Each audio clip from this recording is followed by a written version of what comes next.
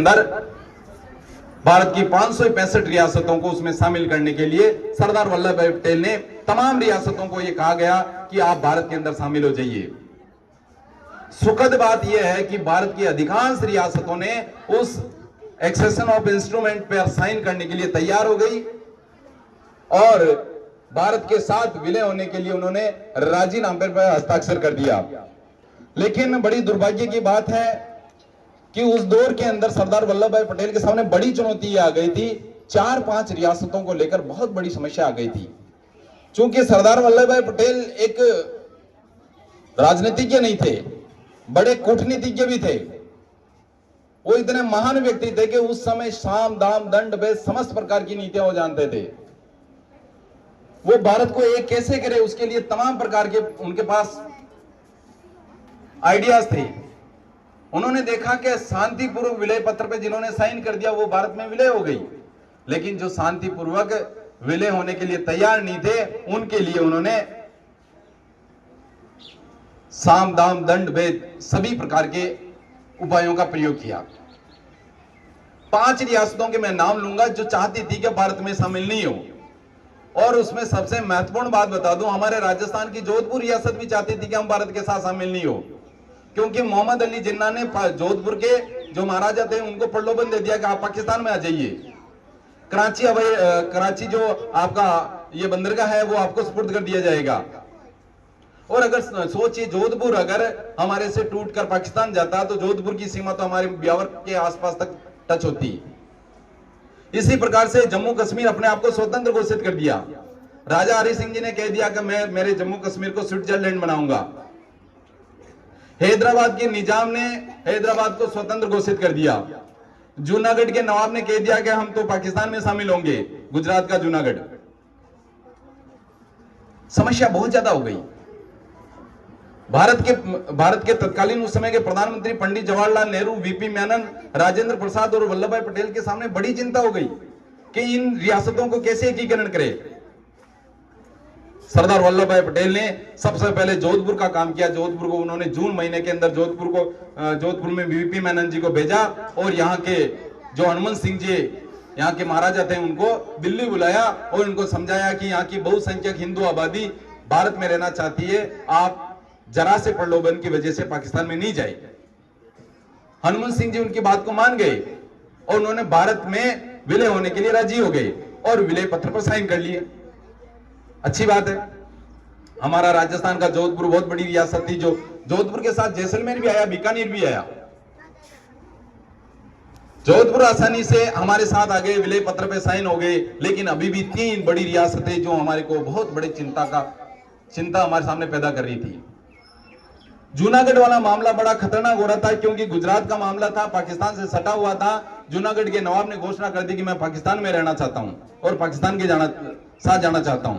सरदार वल्लभ भाई पटेल ने कहा कि आप पाकिस्तान आप भले बेशक जाइए, हमारी कोई दिक्कत नहीं, लेकिन हमारी यहाँ की बहुसंख्यक आबादी हिंदू है और लगभग 97-98% हिंदू आबादी भारत में रहना चाहती है। सरदार वल्लभ भाई पटेल के कुशल नेतृत्व की वजह से निजाम को गुजरात का जूनागढ़ छोड़ना पड़ा, वहां से भागना पड़ा और वो पाकिस्तान में जाकर शरण ली और जूनागढ़ को जनमत संग्रह के आधार पर वहां के 99% पॉपुलेशन ने कहा कि हम हिंदुस्तान में शामिल होना चाहते हैं और उसको भी अपने हिंदुस्तान में शामिल कर लिया। दर्द यही खत्म थोड़ी हुआ। भारत के हृदय के जस्ट नीचे आपने देखा हैदराबाद बीचों बीच है। वहां का निजाम चाह रहा है कि मैं स्वतंत्र घोषित कर दूं, एक अलग ही मुस्लिम रियासत बनेगी और एक मुस्लिम देश भारत के बीचों बीच रहेगा। सरदार वल्लभ भाई पटेल ने खूब समझाया उनको। सरदार वल्लभ भाई पटेल नहीं चाहते थे कि युद्ध लड़े, क्योंकि एक तरफ से पाकिस्तान के साथ हमारी उस समय भी ठीक व्यवस्था नहीं थी। लाखों लोग उस समय विस्थापन और कत्लेआम हुए थे, तो हम नहीं चाह रहे थे कि एक और युद्ध लड़े, और अभी तो आजाद हुए नवजात देश है। तो उन्होंने निजाम को खूब समझाया, नहीं समझे। मैंने कहा ना, सरदार वल्लभ भाई पटेल श्याम दाम दंड भेद तमाम प्रकार की नीतियां जानते थे। उन्होंने कहा कि यह दंड से मानेगा।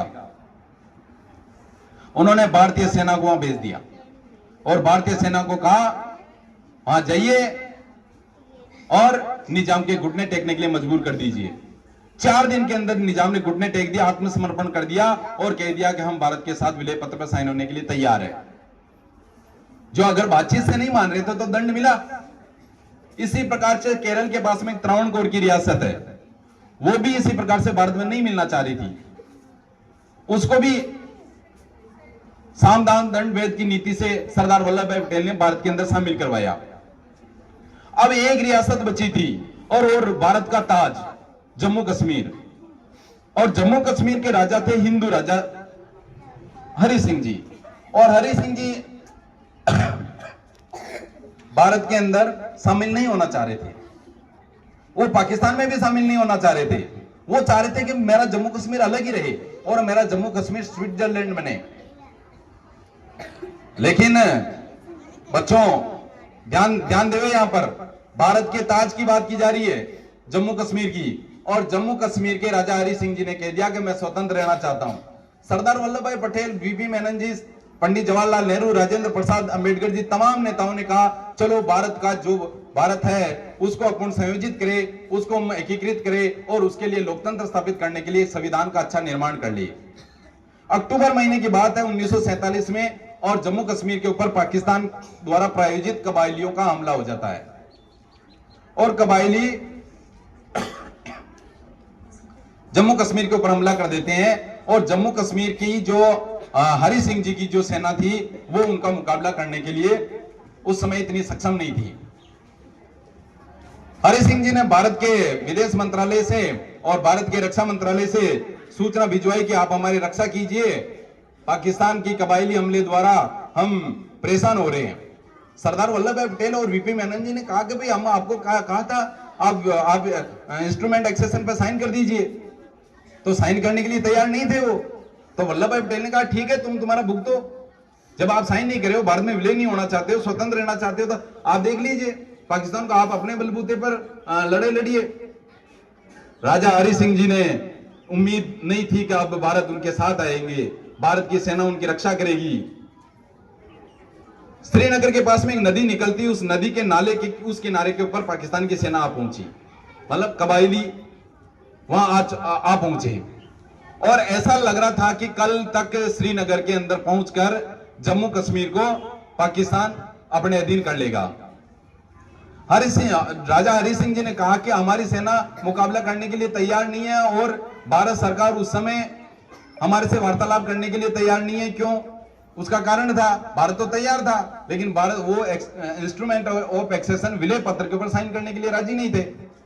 तो राजा हरि सिंह ने अपने जो उस समय सेनापति थे उनको कहा कि अगर भारत सरकार का रात को मैसेज आ जाए, मैं तैयार हूं साइन करने के लिए, भारत सरकार का मैसेज आ जाए अगर मेरे अपने पास कि भाई हम आपकी रक्षा करने के लिए तैयार है, तो ठीक है, नहीं हो और जम्मू कश्मीर के ऊपर श्रीनगर पर अगर पाकिस्तान हमला कर दे और अगर वो कर दे तो मैं सुबह जैसी मेरी आंख खुले उस समय गोली मार देना। मुझे, मैं जिंदा नहीं रहना चाहता हूं, मैं गुलाम नहीं रहना चाहता हूं, अगर भारत मेरी रक्षा के लिए आ जाए तो मुझे उठा देना। रात के 3 बजे सरदार वल्लभ भाई पटेल ने वीपी मेनन को तुरंत जम्मू कश्मीर भेजा और जम्मू कश्मीर भेजा। रात को 3:30 बजे भारतीय वायुसेना ने हमला बोल दिया। मौका अच्छा था और उनको खदेड़ दिया वहीं से कबायलियों को। आप आश्चर्य करोगे, कुछ ही घंटों के अंदर पुण्य विजय प्राप्त कर ली और राजा हरि सिंह ने खुशी खुशी होकर हमारे ऊपर साइन कर दिया, हमारे इंस्ट्रूमेंट ऑफ एक्सेशन पर। इस प्रकार से बहुत ही विकट मामला था, उसको